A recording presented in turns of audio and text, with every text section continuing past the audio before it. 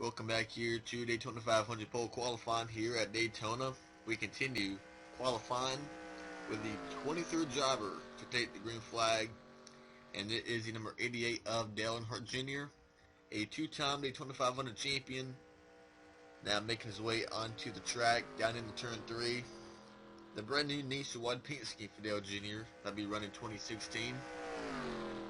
Jr. did not have a good night in the Sprint Unlimited, made contact on lap number 1, and did not really get the result or the run he was hoping for.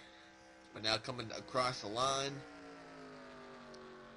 kind of right now for Hendrick Motorsports, they're kind of at one end of the board and the other end. Teammate Casey Kane is right now the quickest guy with a 47.73, and their other teammate Chase Elliott right now is 15th with a 48.38. It's kind of a big difference between the 5 and the 24. And we still have the 88 and the 48 left to qualify. We got through about 9 go-go homers in part 1. Right now, Clint Bowyer, Brian Scott, and Michael McDowell, your top 3, as they run right now, they would automatically clinch a spot in the race by qualifying time as Dale Jr. a 47.95 for Dale Earnhardt Jr. quickest on lap number 1 for the 88. Right now, we still have Brad Keselowski, Bobby Labonte, Dakota Armstrong, Jeff Green left to qualify of the go-go homers, and Chris Buescher.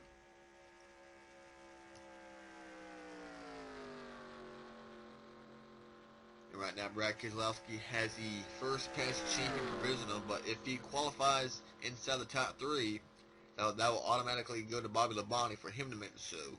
So right now, Bobby Labonte is banking on Brad Keselowski beating Michael McDowell, as Dale Jr. comes across the line a 47.732, second quickest with the number 88 of Dale Earnhardt Jr. Close times inside the top 10. Dale Jr.'s second quickest behind teammate Casey Kane. Coming off turn 4 as Dale Jr. makes his way into pit road into the garage. Next guy to take the green flag will be the number 31 of Ryan Newman, the 2008 Daytona 500 champion. The third car from Richard Childress Racing to take a lap in this session right now in lap number 1, a 48.56. That is not a good lap. 17th quickest for the number 31 of Ryan Newman. Ryan, his teammates are 8th and 10th with Austin Dillon and Brian Scott. And we've seen in this session that easily the driver on lap number 2, they're able to pick up about 3 tenths. And right now, 3 tenths for Ryan Newman, that would put him around 13th quickest. We'll see what Ryan Newman can do off turn on lap number 2 as he come off turn number 4. Down to the line. Does he pick it up any? Yes, he does. A 48.305 put Ryan Newman 15th quickest with that lap. So Ryan Newman will have to bank on the duels to get a better starting spot for the Daytona 500. Next up on the track will be the final Hendrick car to go out to qualify, the 48 of Jimmie Johnson. Although Chevrolet had a big night last night. Entering turn number 3 on the final lap in last night's Sprint Unlimited, Johnson running 4th behind Allmendinger, Menard, and McMurray. McMurray made contact with the 47 of Allmendinger, sent Allmendinger down into Paul Menard. They all wrecked. Allmendinger came back up the track, slowed down McMurray, and guess who was able to jump to the inside and check the win? The 48 of Jimmie Johnson, and at the line, a 47.97 for the 48. Right now, his 2 teammates are 1st and 2nd, but their other teammate, Chase Elliott, 17th for the number 24 of Elliott. And Johnson, his first lap is not as fast as the 5 and the 88. Right now, Ryan Blaney, Regan Smith, and Carl Edwards make up the top 5. Clint Bowyer, Brian Vickers, Austin Dillon, Kevin Harvick, and Brian Scott, your top 10. Johnson is locked into the show, so he does not have to worry about qualifying on time. The 48 car. but does he pick up enough to knock the 5 of Casey Kane off the pole down to the line? A 47.743. That is 8th quickest for the 48 of Jimmie Johnson. On track now, the number 6 of Trevor Bayne. He's already put his first lap down. A 48.66 for Trevor Bayne. That is 19th quickest for your 2011 Daytona 500 champion, Trevor Bayne. Right now, he has no teammates who have put in a lap. Right? But he does. Greg Biffle is 12th quickest. And down to the line for Trevor Bayne. Does he pick up any on lap number 2? Yes, he does. A 48.39. He picks up about a couple of tenths, but he does not move up on the scoreboard. 19th quickest for Trevor Bayne. Taking the green flag now, the number 14 of Tony Stewart will be making his final Daytona 500 as he will retire for full-time Cup racing after 2016. You know, after 2015, it was all about Jeff Gordon in his final year.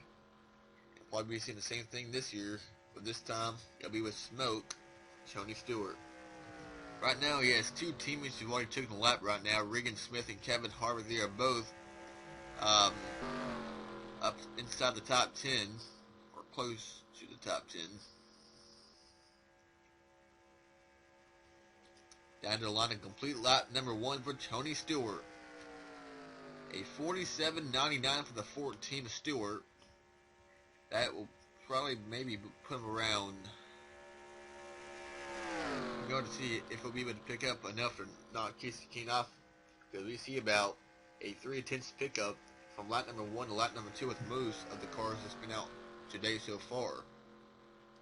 Stewart is the 27th driver to take the green flag in this qualifying session.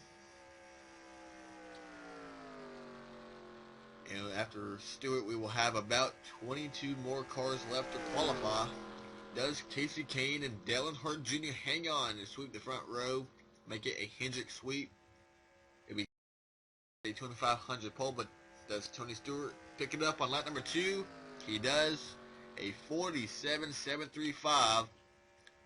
He is tied with Carl Edwards and Clint Bowyer with the same lap time, and he will go right between Edwards and Stewart from owner points from 1 year ago. So Carl Edwards, or we'll say 5th, Tony Stewart is 6th quickest, and that would bump Clint Bowyer down to 7th. Coming off turn number 4 now will be the number 78 of Martin Truex Jr. for Furniture Row Racing, and what a career season he had last year. Winning the race at Pocono, making the chase, getting all the way to the final 4 at Homestead where he finished 4th in points. And he had a pretty good lap here on lap number 1, a 47.98. That is a pretty good lap for Martin Truex. His teammate Clint Bowyer, 7th quickest after a tie between Tony Stewart and Carl Edwards. And Bowyer does not have any owner points, but right now he is still the quickest Gorga Homer. Right now, Bowyer could be on his way to clinching a spot in the field should he hang on. Martin Truex off turn number 4. Does he pick it up enough to knock Casey Kane off the top spot? He's been up there for quite some time now. Down to the line. He is going to tie Ryan Blaney. 3rd quickest for Martin Truex Jr. here in Daytona 500 pole qualifying. He ties the number 12 of Ryan Blaney. Ryan has owner points from the 2 car from last year, meaning Truex will have more than Ryan Blaney. And Truex, 3rd quickest at Daytona. One of the more dominant cars in 2015 was no doubt the number 22 of Joey Logano, winning 6 races, including 3 in round number 2 of the chase of last year. Logano, the defending Daytona 500 winner, in the number 22 for Team Penske, and he has just set his first lap, a 47.98 for Joey Logano. Teammate Ryan Blaney right now sits 4th on the grid, and Logano looking for his first pole in the Great American Race. So up in Zoya Ford right now, Logano, the 29th driver to take the green flag in qualifying.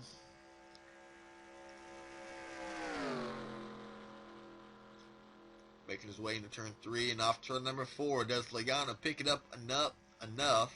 Right now his lap sits some 14th quickest, but at the line he'll move up to the top of the chart quickest with Joey Logano. He bumps Casey Kane off the top spot. Joey Logano now the quickest guy here in Daytona, a 47.726. Logano quickest on that second lap. Now on track is the number 26 Rookie of the Year contender Dakota Armstrong. Makes the switch to Spring Up Series Racing in 2016 with BK Racing. Jed Burton left the team after 2015. They picked up sponsorship from Winfield and hired Armstrong as the driver.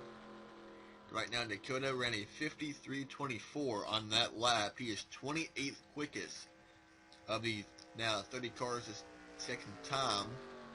And to go back to Joey Logano real quick, Logano finished last in last night's Sprint Unlimited. Right now he is quickest. Casey Kane finished 23rd, second to last. Right now he sits second. So right now, two drivers who had the worst night last night are having a great time right now. Armstrong will pick it up only to 27th for Dakota Armstrong. He gets right behind his teammate J.J. Yaley, who right now sits 26 in the 23 car. Down to the line to complete lap number 1 for the number 27 of Paul Menard. My bad, he's actually taking the green flag. Paul Menard had a big night going last night, trying to get his first career win at Daytona in the Sprint Unlimited. But we all know the contact with Allmendinger and McMurray. Paul did not finish on the lead lap. He finished around 21st last night. Now he's on track trying to get a fast time. His teammates right now, Brian Scott is 14th, Austin Dillon 12th, and Ryan Newman is 19th. And their RCR affiliated teammates right now, Casey Mears is 17th, and AJ Allmendinger is right now 20th. So really none of the RCR cars are really up inside the top 10 right now, and a 48.88 for Paul Menard, 23rd quickest for the number 27. He had a lot of speed last night's Sprint Unlimited, but right now RCR pretty struggling right now. But the RCR cars who need the fast car right now is Brian Scott, because he has to qualify on time or race his way in. And also with Dakota Armstrong not beating Michael McDowell, the top 3 remains to be Clint Bowyer, Brian Scott, and Michael McDowell. So now coming down to the line of complete lap number 2, Paul Menard, a 48.59. He does not move up any spots, so 24th quickest. Looks like, or my bad, 23rd quickest for Paul Menard. It's right behind Trevor Bayne in the number 6. And the next guy to go out to qualify will be the number 9, One Main Financial Ford of Elliott Sadler. Back in the NASCAR Spring Up Series full time in 2016, after running in the NASCAR Xfinity Series for the past 5 years. For 2011 and 2012, he drove the 2 for Richard Childress Racing. And then for the next 2 years, drove the 11 for Joe Gibbs Racing. And then in 2015, he drove the 1 for Roush Fenway in the NASCAR Xfinity Series. Sadler stayed in the Ford camp but left Roush to join RPM. Elliott Sadler reuniting with Richard Petty Motorsports, the team that he left off in 2010. Sadler back in the number 9 with sponsorship from One Main Financial. Right now, his teammate Eric Almirola, I don't think it's been out yet. And he has not been out on track yet, but he ran very well in last night's Sprint Unlimited. Eric Almirola did. Also, in Part 2 of qualifying, we will have Sadler and 4 more drivers go out to qualify in Part number 2. And then the Part 3 will have the final 14 or so cars to go out. What does Elliott put down on lap number 1? A 48.61 for Elliott Sadler, 24th quickest for the number 9, replacing Sam Hornish Jr. Sam Hornish finished 26 in points, and did not really have a good run. Hornets left the team. He'll be driving a part-time schedule for Jimmie Motorsports in the number 88 in the NASCAR Xfinity Series. But Sam Hornets Jr. will not be full-time in 2016 in any of the top 3 series. On lap number 2, though, Elliott. Right now, some of the 4 drivers are inside the top 5. Logano and Ryan Blaney. But then the next 4 will be Michael McDowell in 18th place. Down to the line, a complete lap number 2, Elliott Sadler, a 48.35. He does pick it up to 21st quickest for Elliott Sadler in the 9. One of the more quicker first-time laps we've seen today, Matt Kenseth in the number 20. Dollar General Toyota for Joe Gibbs Racing right now, a 47.97 for the number 20 of Matt Kenseth. Right now, his teammate Carl Edwards sits 7th quickest, and Kyle Busch, the 18 right now, sits 16th. The highest Toyota right now is Martin Truex at 4th. And Kenseth trying to complete all 36 races this year after getting suspended 1 year ago for 2 races with an incident with Joey Logano. And look who's on top, Joey Logano, and Kenseth will go to 14th quickest, a 47.75 for the number 20 of Matt Kenseth. Next guy on track will be the final driver from Stewart-Haas Racing to put down a lap time, number 41 of Kurt Busch, who led the most laps in last night's Sprint Unlimited after having contact late in the race and finishing back in around outside the top 15. Kurt led 7 laps last night after winning the pole from a random draw in the complete lap number 1. Let's see what time he puts down on the board. 41, a 47.99 for Kurt Busch. That is 16th quickest for the number 41 of Kurt Busch. And after Kurt, the final 2 drivers go out in this part 2 are going to homers. Chris Buescher and Brad Keselowski. That could be a kind of a long wait for Brian Scott and Michael McDowell right now. McDowell sits 19th and Brian Scott 15th. Coming off turn number 4 for Kurt Busch, so what time does he put on the board? A 47.72 for Kurt Busch. That'll put him 15th quickest in that number 41 Monster Energy Chevrolet. Actually made a mistake. Kurt Busch in the 41 is actually 2nd quickest in the 41, 2/1000 slower than the 22 of Joey Logano. I made a mistake, but Kurt Busch 2nd quickest at Daytona. Now on track is the number 21 Wood Brothers Racing Ford of Chris Buescher, the defending NASCAR Xfinity Series champion. Will be running a limited schedule for the number 21 team in 2016. They've already also announced that Darrell Wallace Jr. will be making his NASCAR Spring Up Series debut in this 21 at Martinsville earlier this year, and again at Richmond. Lap number 1, Chris Buescher, a go-or-go-homer. Does he knock Michael McDowell out of the top 3? A 48.02 for Chris Buescher.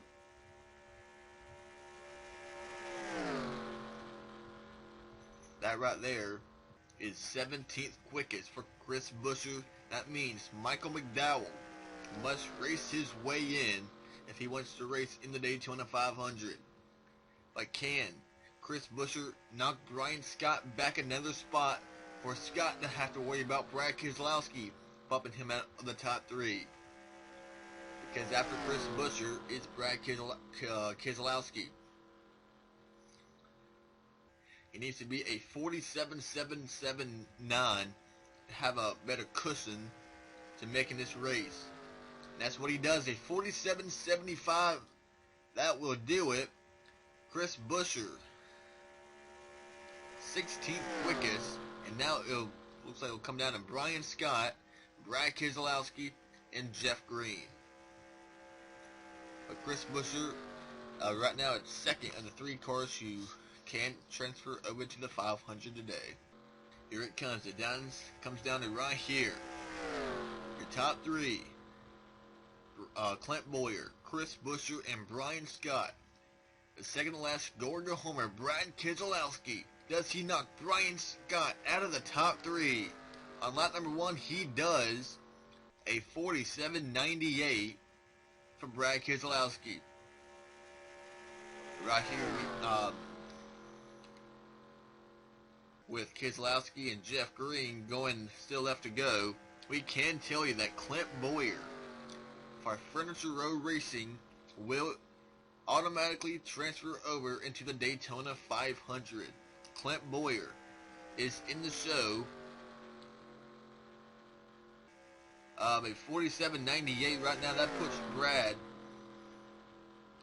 Actually, Brad's not in yet. He's 18th. He's behind Brian Scott, but lap 2 should be quicker. But can he knock Joey Logano off the top spot? His teammate, a 47.73. He makes it into the top 3 of the go homers. And that will put Brad 11th quickest, right behind Clint Bowyer in the 77. So what this does now, Clint Bowyer is in the Daytona 500. We already knew Brad 500, but looks like he'll be able to make it in on a qualifying speed. Now it will come down to Chris Buescher and Jeff Green, and Green was not that quick in qualifying or practice. But now, because Brad will not use his past champion provisional, Bobby Labonte has also made the Daytona 500, and he's not even took a lap yet in qualifying. So that is how that will go down. We still have 3 spots left to field for the Daytona 500, but he will fill them. We'll find out in the duels on Thursday night. That will wrap it up for part 2 of qualifying. We'll see you tomorrow for part number 3.